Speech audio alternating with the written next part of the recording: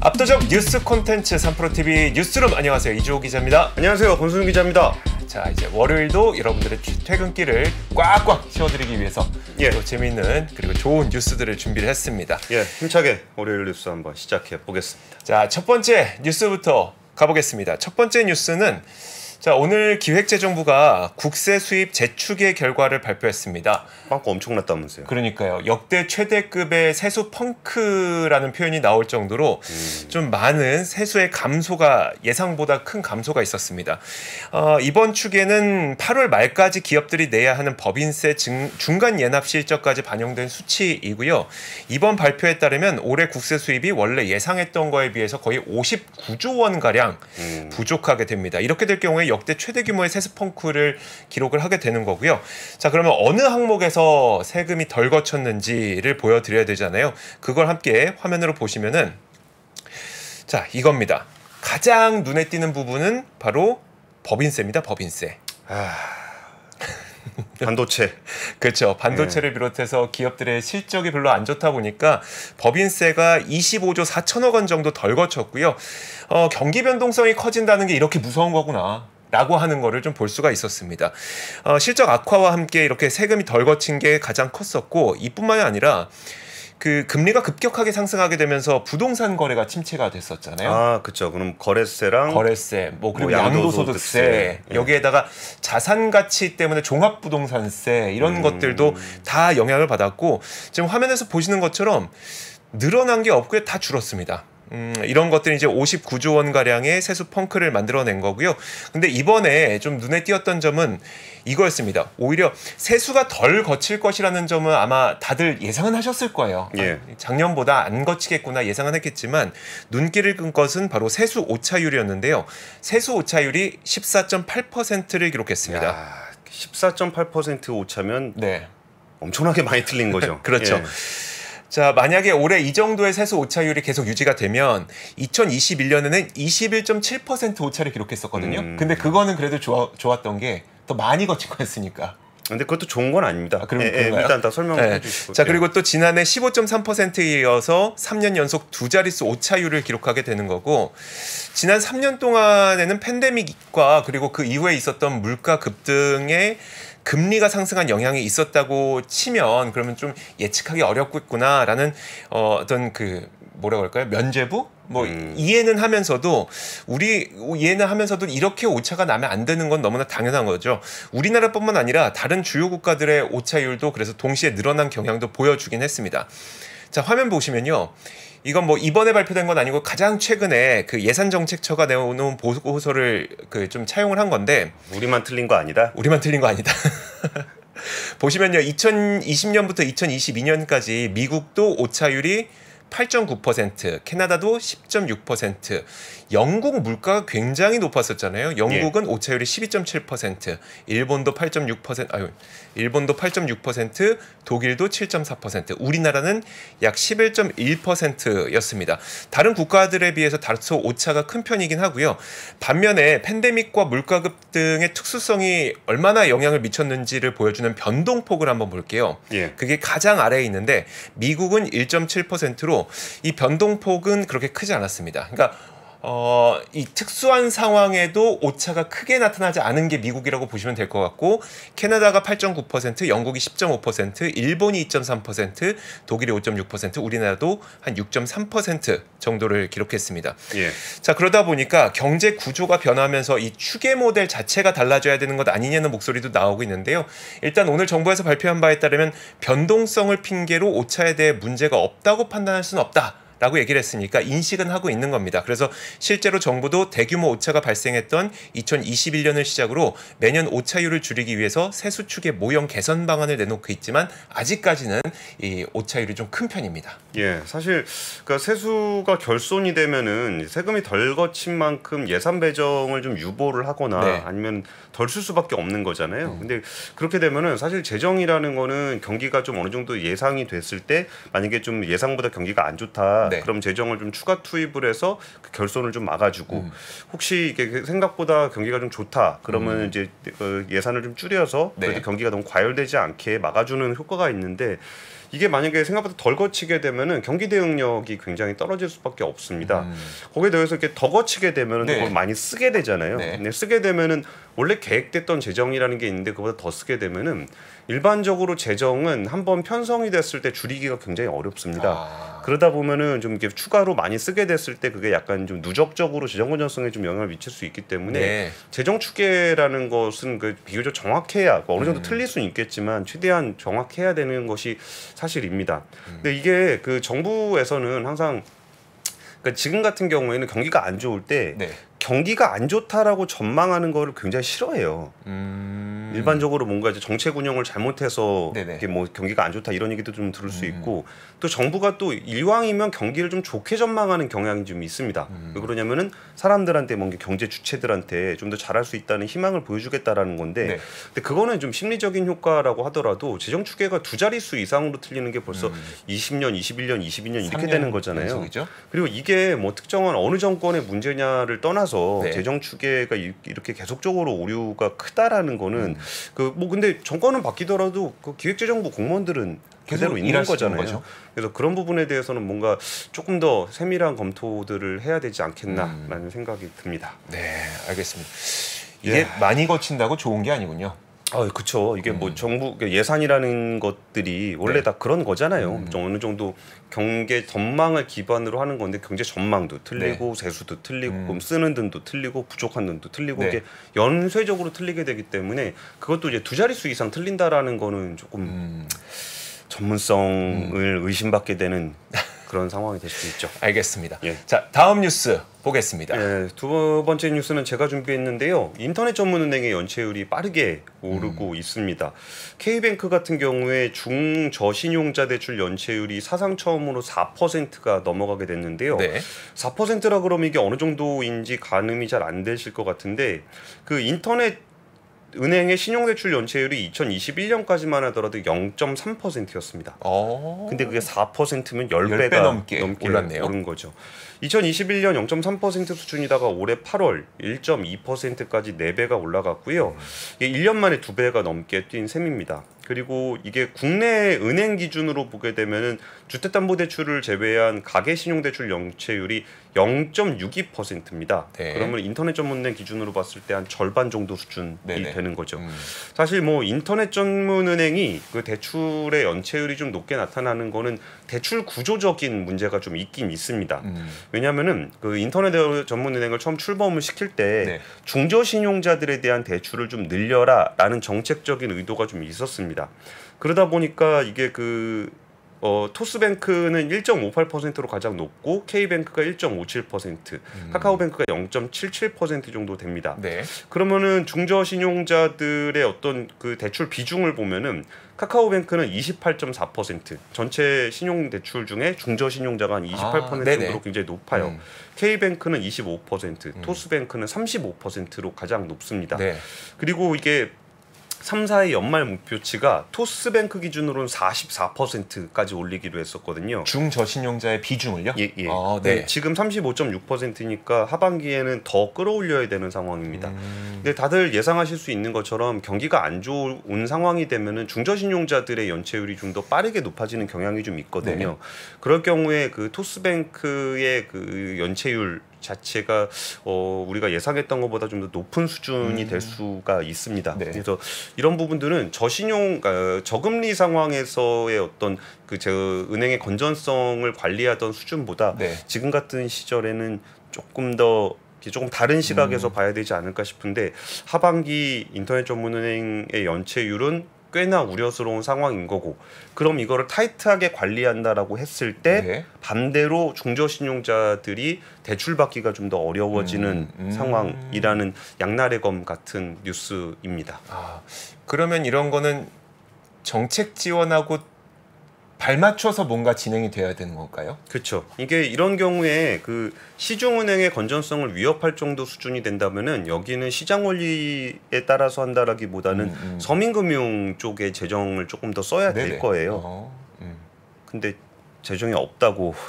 세수 펑크 났다 그랬죠. 좀 전에 보도를 그랬죠. 그래서 서민금융대출 같은 경우는 일반적인 재정 어떤 그냥 일반적인 대출이라기보다는 네. 약간의 복지의 사각지대 정도의 그레이존을 좀 메워주는 성격이 좀 있거든요. 네네. 근데 그 부분을 지금 민간에서 인터넷 전문은행이 하고 있는데 만약에 이 부분에 대해서 연체가 지나치게 높아질 경우에는 이래서 세수가 추계가 굉장히 중요한 거군요. 어디에 얼마큼 써야 되는지 어떤 상황이 펼쳐질지에 대한 어느 정도 예상이 좀 필요한 겁니다.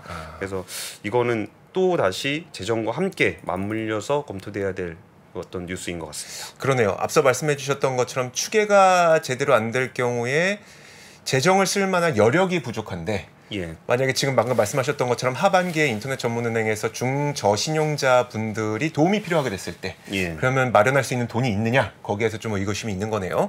그리고 이제 경기가 조금 안 좋을 거다라고 전망을 하게 되면은 이제 연체율 같은 것도 올라올 거다라고 어느 정도 생각을 해야 되는 거고 그러면은 이런 쪽에도 예산 배정을 좀 해야 되는데 추계가 틀린다는 거는 예상이 많이 틀렸다는 얘기잖아요.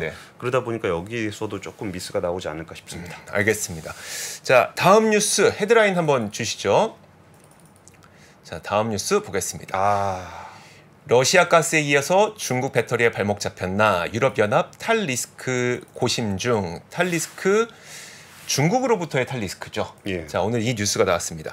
이게 공식 문건이 나온 건 아니고 그 로이터에서 단독 보도가 하나가 오늘 딱 공개가 된 거예요. 네, 이제 조만간 10월 5일에 스페인에서 유럽 연합 정상회의가 예정이 되어 있거든요. 근데 그 정상회의에 안건이 될 그 보고서가 공개가 된 거고, 공개가 된 게 아니라 로이터가 입수를 한 거고 그 내용을 로이터가 보도를 한 겁니다. 그래서 이제 우리가 뭐 직접 볼 수 있는 건 보도일 뿐이고 그 공식 문건은 우리가 볼 수가 없는데 어쨌든 거기서 어떤 내용이 나왔는지를 보니까요. 자, 입수한 문건에 따르면 유럽연합이 러시아에 가스를 의존했던 것처럼 중국의 배터리를 의존할 수 있다는 경고가 이 문건에 담겼다는 겁니다. 보고서에 나온 그 문장을 보면 강력한 조치를 시행하지 않으면 유럽 에너지 생태계는 2030년 중국에 의존하게 될 수 있으며 그 심각성은 우크라이나 침공 전 러시아의 에너지를 의존했던 것과 비슷할 것이다 라고 적혀 있었다고 합니다. 참 우리가 그 러시아로부터 가스를 의존도를 독립하기 위해서 신재생을 하려고 했더니 결국 그러면 신재생 발전은 했는데 그 전기를 어디다 보관해야 돼? 거기에서 이제 배터리에 보관을 하자라고 생각했더니 이 중국의 의존도가 높네. 그럼 굉장히 어려운 상황에 봉착을 하게 된 거고요. 어쨌든 유럽은 2050년까지 넷제로를 달성하겠다는 목표를 세워놨고 말씀드렸던 것처럼 리튬 이온 배터리와 연료 전지를 통해서 그 발전된 전기를 저장을 해야 되는데 특히 이 리튬 이온 배터리와 연료 전지는 중국 의존도가 높기 때문에 상당히 그 경계심이 유럽 연합 쪽에서도 크다라고 얘기가 되고 있습니다. 자, 그래서 오는 10월 5일에 있을 EU 정상회의에서는 유럽에 대한 지나친 의존을 줄이기 위해서 리튬 이온 배터리와 연료 전지의 공급처를 아프리카나 라틴 아메리카로 다변화하는 필요성 등을 논의하게 될 거라는 게 로이터의 보도입니다. 여기서 나오는 그 지역들을 보면은 배터리 만드는 지역들이 아니잖아요. 네, 그렇죠. 그러니까 이거는 사실 그 우리나라 배터리가 결국은 거기서 비중을 많이 해줘야 될 거예요, 유럽에서. 지금 유럽연합에서 나오는 보도를 보면은 단순히 배터리의 문제뿐만 아니라 메탈에 대한 문제를 지적을 하고 있어요. 리튬이나 니켈, 코발트, 망간 관련한 의존도가 우리나라 배터리 같은 경우도 양극재 이전까지만 하더라도 전구체 이하로 내려가면 중국 의존도가 굉장히 높거든요. 그러다 보니까 유럽연합에서 이런 것들에 대한 우려를 하고 있는 건데 사실 여기서 유럽 국가들이 자체적으로 배터리라든지 아니면 그 밑에 단에 대해서 가시적인 성과를 못 보여주고 있어요. 그러면 이제 한국 배터리 회사들의 비중이 좀 더 커져야 될 거고 우리나라 배터리 회사들이 보통 그 인도네시아라든지 아르헨티나라든지 뭐 이런 지역에서 배터리 공급망을 좀 맞춰가는 작업들을 하고 있잖아요. 그러면은 이런 부분에서는 우리나라 생태계가 조금 더 힘을 받을 수도 있을 것 같은 보도인 것 같으네요. 네, 그렇습니다. 하지만 이제 또 어느 지역의 어떤 그 공급망 다변화를 또 이들이 논의하느냐에 따라서 또 영향력이 달라질 수 있는 거기 때문에 10월 5일이 이제 우리 추석 끝나고 바로 직후잖아요. 그때 뉴스를 좀 잘 보셔야 될 것 같습니다. 유럽연합 정상회담. 자, 그리고 이제 그 최근에 근데 중국을 타겟으로 하는 여러 유럽의 정책들이 또 많이 발표가 되고 있잖아요. 간략하게 정리해드리면 얼마 전에 뉴스 보셨던 것처럼 유럽연합이 중국산 전기차에 대한 대한 보조금 조사에 착수를 했고요. 예. 그리고 그 전에는 미국과 유럽 연합이 중국 등 일부 국가의 철강 과잉 생산을 겨냥한 새 관세를 도입하는 방안을 또 논의를 철강 관세도 논의를 하고 있다는 소식이 전해졌기 때문에 중국을 타깃으로 하는 서방의 조치가 계속 나오고 있고 그 영역도 조금씩 계속 확대되고 있다 이렇게 보시면 될 것 같습니다. 예. 자, 그런데 제가 한 가지만 더. 예.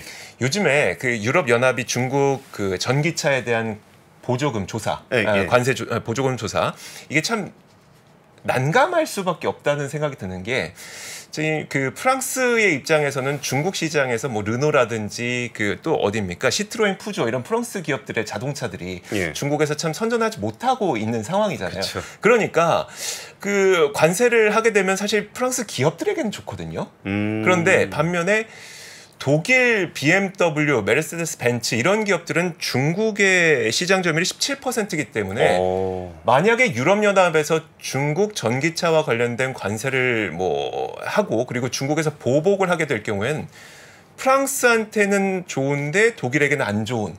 그러면 프랑스의 이해와 독일의 이해가 다른 가운데 유럽 연합이 어떤 결과를 내놓을지 참 궁금하다라는 생각을 또 갖게 됩니다.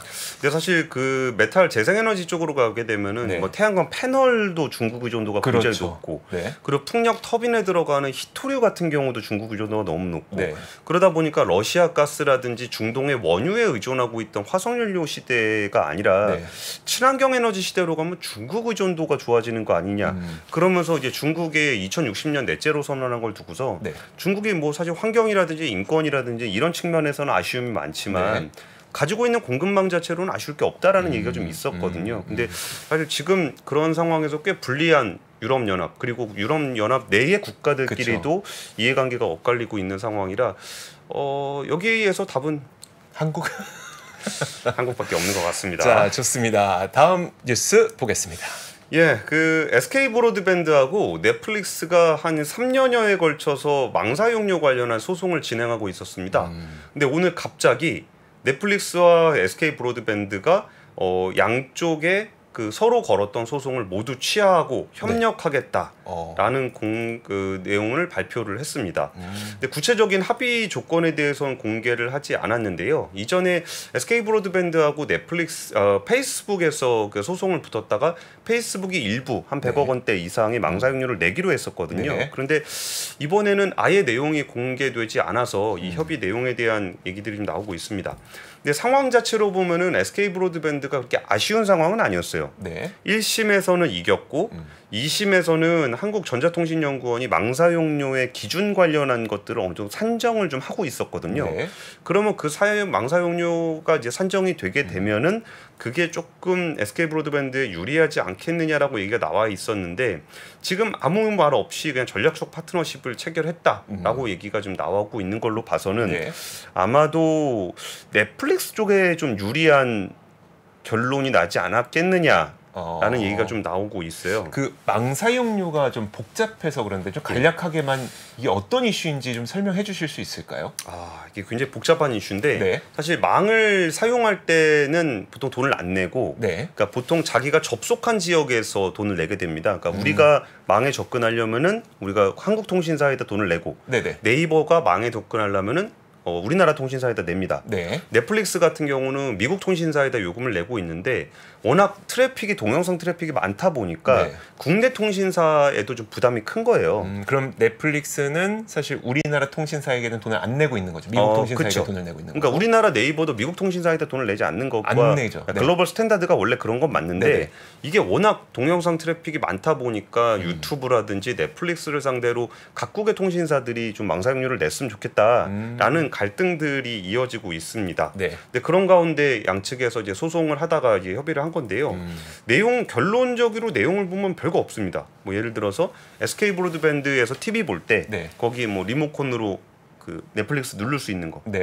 그게 보통은 이제 우리가 넷플릭스를 보려면은 컴퓨터랑 그러니까 스마트폰이랑 이거를 뭐 연결을 하거나 막 이래야 되잖아요. 네, 그래야죠. 그게 아니라 이게 SK 브로드밴드의 그 셋톱 박스에 네. 그냥 넷플릭스 들어가는 거. 네. 지금 KT나 U+는 들어갑니다. 네. 근데 SK 브로드밴드는 그게 아니었는데 그러면 SK 브로드밴드 이제 고객 입장에서는 나 넷플릭스 편하게 볼 수 있겠네라는 점은 좋은데 반면에 넷플릭스 입장에서도 자기 고객군을 이제 SK 브로드밴드 쪽으로 넓힐 수 있는 거라 네. 이건 오히려 넷플릭스가 통신사한테 좀 아쉬운 소리를 해야 되는 거거든요.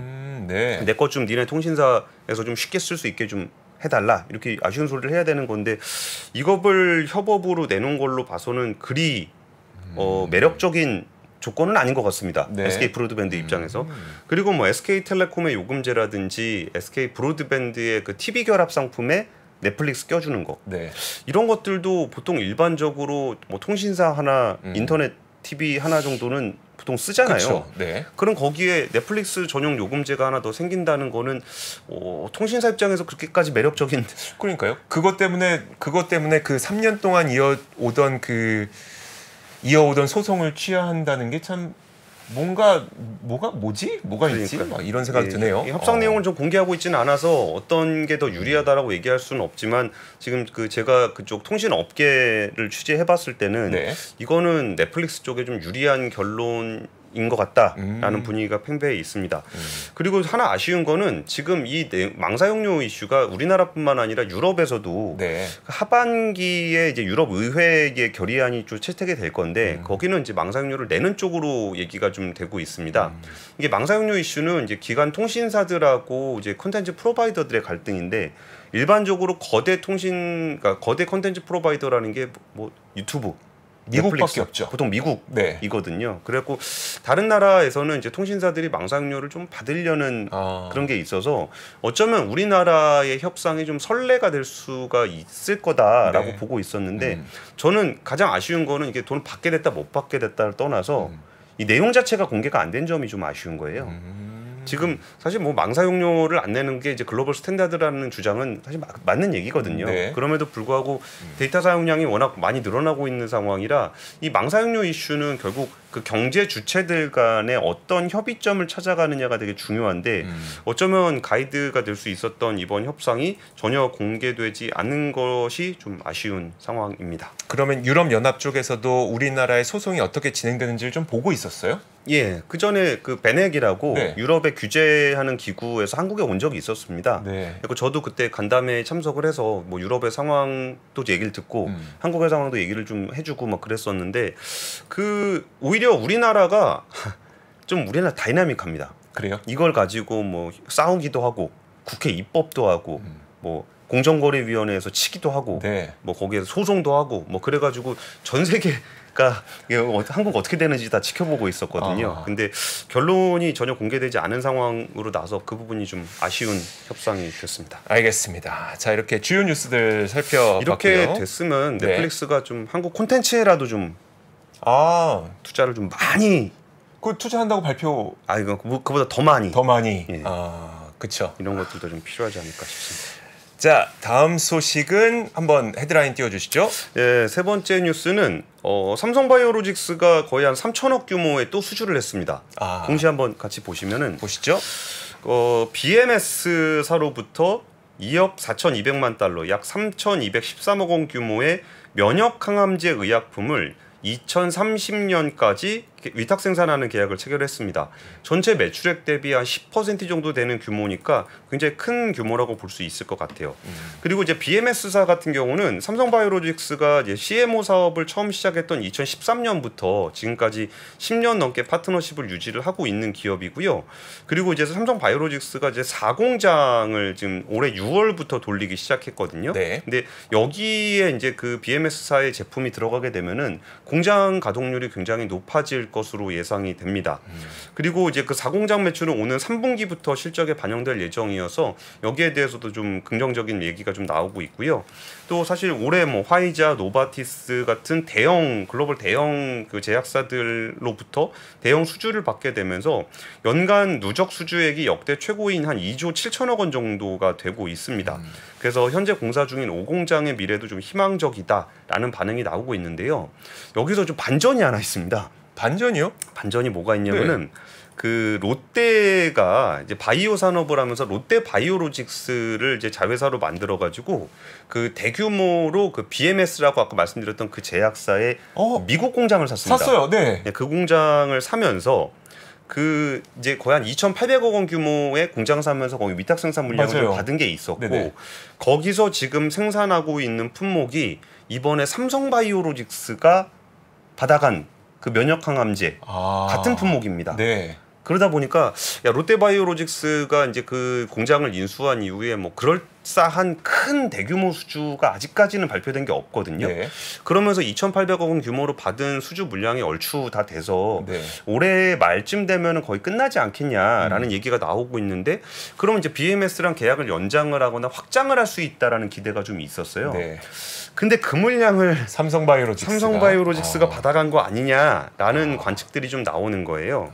그 롯데 쪽에서는 이제 BMS의 그 면역 항암제 물량이 보통 그 CMO 위탁 생산을 맡길 때 한 군데다가 다 맡기지 않는다. 네. 그래서 이제 복수 CMO로 가기 위한 조치라고 봐야지 우리가 가야 될 그걸 뺏긴 건 아니다라고 좀 해명은 하고 있는데 그러면은 이제 그 추가적으로 그 미국에 있는 공장에 어떤 수주를 해낼지를 롯데바이오로직스가 좀 이제 보여줘야 되는 그런 상황이 됐습니다. 알겠습니다.